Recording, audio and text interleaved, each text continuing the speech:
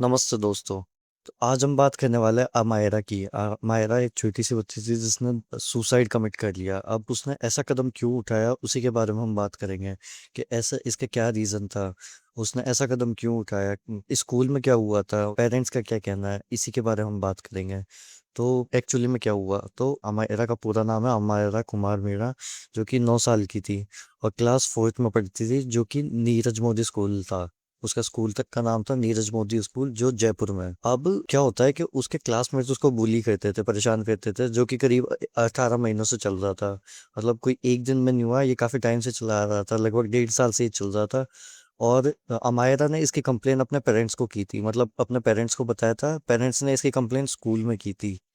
School में इसकी complain उसके पेरेंट्स ने जुलाई 2024 में की थी, मतलब काफी टाइम पहले की थी कंप्लेन, और लगातार कंप्लेन करते भी रहता है, ऐसा नहीं था कि अभी कंप्लेन की थी। अब इसमें क्या हुआ कि स्कूल ने कोई स्ट्रॉन्ग या सिग्निफिकेंट स्ट्रॉन्ग एक्शन नहीं लिया, कोई अच्छा सा एक्शन नहीं लिया, और यही चीज चलती रही। मतलब उसके क्लासमेट उसको bully करते रहते थे, वो कंप्लेन करती थी, स्कूल वाले कोई एक्शन नहीं लेते थे।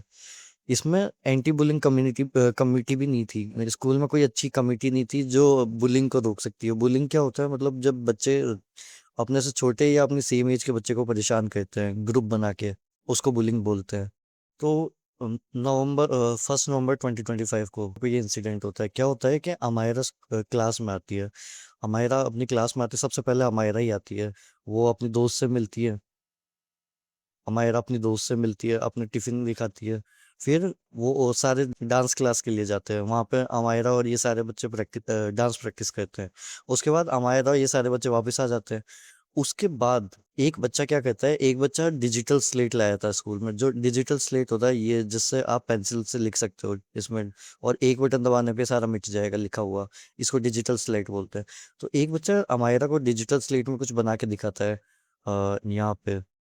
हाँ, अमायरा को डिजिटल स्लेट में कुछ बना के दिखाता है। अब इसका ये तो नहीं पता कि उसने क्या दिखाया था, लेकिन पेरेंट्स का कहना है कि कुछ इनअप्रोप्रिएट कंटेंट था।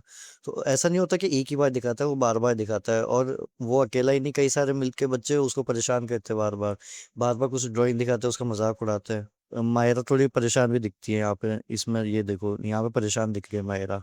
ये सारे बच्चे उसका मजाक उड़ा रहे हैं, बार बार उसको स्लेट डिजिटल स्लेट दिखा रहे हैं। इससे परेशान होकर मायरा क्या कहती है, मायरा तो लगभग 45 मिनट्स बाद, लगभग एक पीरियड तक उसको परेशान करते रहते हैं बच्चे। फिर मायरा अमायरा अपनी क्लास टीचर के पास जाती है हेल्प के लिए। उसमें अमायरा टीचर को समझाती हुई दिखती है। उसमें अमायरा अपने हाथ फोल्ड कर दिए, जैसे रिक्वेस्ट कर दी हो टीचर के साथ। फिर अमायरा अपने माउथ पे हाथ भी रखती है, कि जैसे कुछ हैरान हुई हो कोई बात सुन के, उस पे एलिगेशन लगी हो कोई, उसको सुन के हैरान हुई हो। फिर अपने सिर पे हाथ रखती है, जिससे मतलब कोई बहुत ज्यादा टॉर्चर सह रही हो, बहुत ज्यादा परेशान हो। और टीचर को बार बार कम्युनिकेट करने की कोशिश करती है, मतलब समझाने की कोशिश करती है उसके साथ जो हो रहा है। अमायरा बार बार उनको जा रही थी, लेकिन टीचर उसको कुछ सॉल्यूशन नहीं कर रही थी। अमायरा ऐसी 5 बार टीचर के पास जाती है, लेकिन हर बार टीचर उसको डांट के भगा देती है। और यहाँ पे एक बार टीचर यहाँ पे भी आती है, जहाँ पे उसका अमायरा का नाम लगा देते हैं ये सारे बच्चे, किसी रीज़न की वजह से। उसकी वजह से अमायरा ये सुन के हैरान हो जाती है। जब टीचर इसकी बात नहीं सुनते, और एक बार टीचर इसको डांट भी देती है अमायरा को। अमायरा को जब टीचर डांट देती है, तो अमायरा पहले तो टीचर के पास जाती है, टीचर को समझाने की कोशिश करती है। जब टीचर नहीं सुनती, तो अमायरा क्या करती है, अमायरा क्लास छोड़ के वहाँ से चली जाती है। इसका ध्यान ना तो टीचर को था, और बच्चे भी टीचर को कुछ नहीं कहते। ये देखो, बच्चे ना तो कुछ कहे, अमायरा वहाँ से चली गई, और टीचर का भी ध्यान नहीं था। अब इसके बाद क्या होता है कि अमायरा वहाँ से क्लास से निकलती है। फिर अब उसकी क्लास थी ग्राउंड फ्लोर पे, फोर्थ क्लास थी, जो कि ग्राउंड फ्लोर पे थी। अब वो क्या कहती है कि स्कूल में स्ट्रेस लेती है, स्ट्रेस से भागती हुई जाती है, और फोर्थ फ्लोर पे चली जाती है। फोर्थ फ्लोर सबसे ऊंचा फ्लोर था वहाँ का, सबसे ऊपर वाला फ्लोर था, जहाँ पे ना तो उसको कोई टीचर्स रोकते हैं, सिक्योरिटी गार्ड रोकता है, और कोई स्टाफ मेंबर नहीं रोकता। देखो, इतने जनों के बीच में से निकल के जाती है वो। अब स्कूल में सीसीटीवी कैमरे तो लगे हुए हैं, लेकिन सीसीटीवी कैमरे को कोई देख भी नहीं रहा था। अगर देख रहा होता तो उसको रोक लेता कोई, वहां पे बैठ के मॉनिटरिंग सिस्टम नहीं था उसको रोकने के लिए। अब क्या कहती, हमारा फोर्थ फ्लोर पे जाती है, जो सबसे टॉप था, और फिर वहां से रेलिंग पे चढ़ के नीचे छलांग लगा देती है, ये देखो। यहाँ पे रेलिंग पे चढ़ी और वहाँ से जंप कर देती है। उसके बाद क्या कहते हैं कि उसके बाद जो उसका स्कूल था, उस स्कूल को हॉस्पिटल लेके जाता है, उसकी जो बॉडी मतलब अमायरा को हॉस्पिटल लेके जाते हैं। वहाँ पे हॉस्पिटल में डेड डिक्लेयर कर दिया जाता है अमायरा को। और यहाँ की ये जो वीडियो थी, यहाँ की जो वायरल हो रही थी, यहाँ पे यहाँ पर अमायरा को डेड डिक्लेयर कर दिया जाता है। उसके बाद क्या होता है कि इस सब इंसिडेंट के बाद सीबीएसई इन्वेस्टिगेट करता है। यहाँ तक तो सारा इंसिडेंट हो गया 1 नवंबर को। अब इसके बाद सीबीएसई की इन्वेस्टिगेशन होती है। इन्वेस्टिगेशन में क्या होता है कि सीबीएसई आइडेंटिफाई करता है कई सारी सीरियस सेफ्टी प्रॉब्लम्स है स्कूल में, कई सारे मेजर सेफ्टी प्रॉब्लम्स है।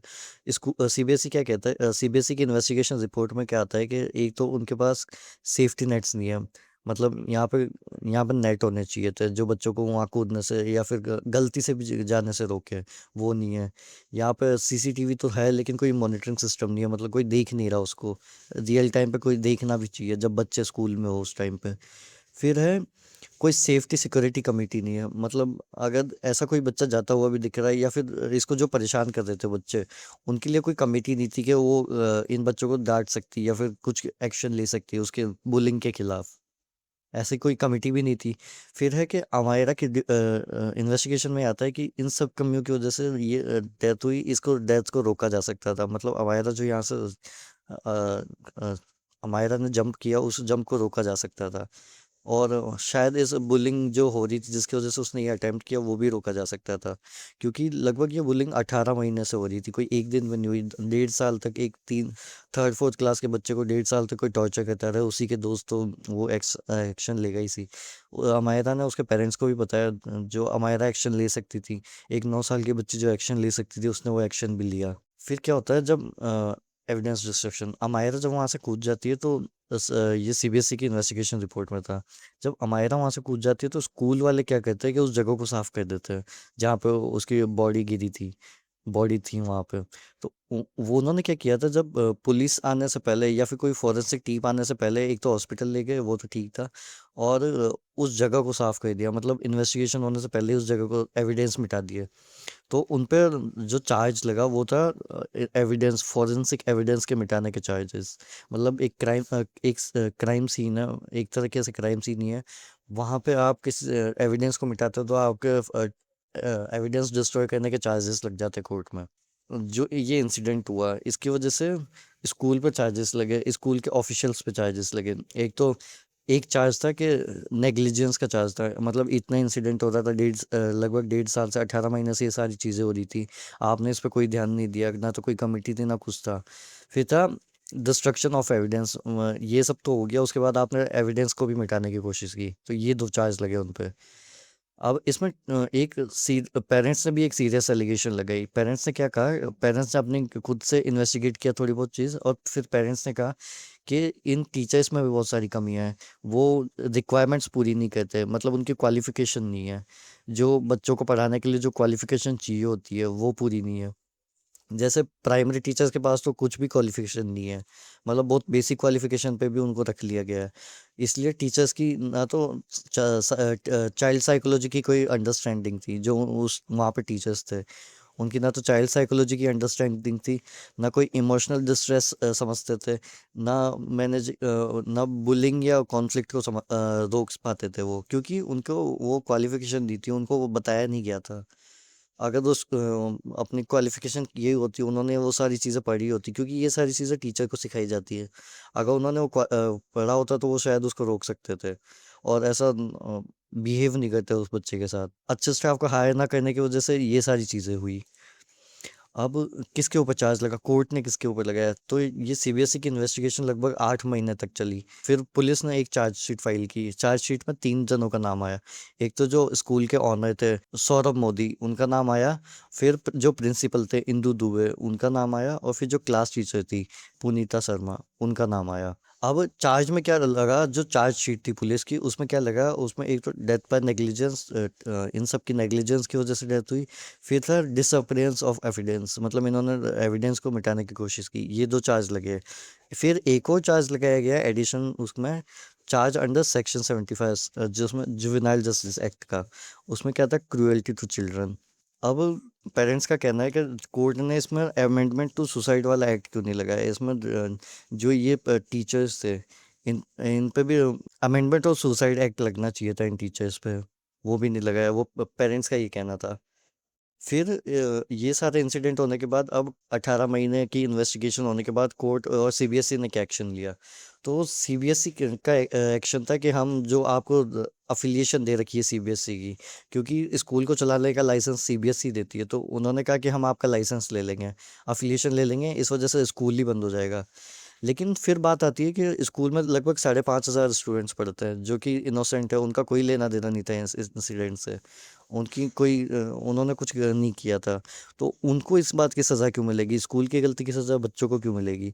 तो इस वजह से कोर्ट ने इस ऑर्डर को रोक दिया, कोर्ट ने कहा कि इन बच्चों को हम सज़ा नहीं देंगे, बस स्कूल को ही सज़ा देंगे।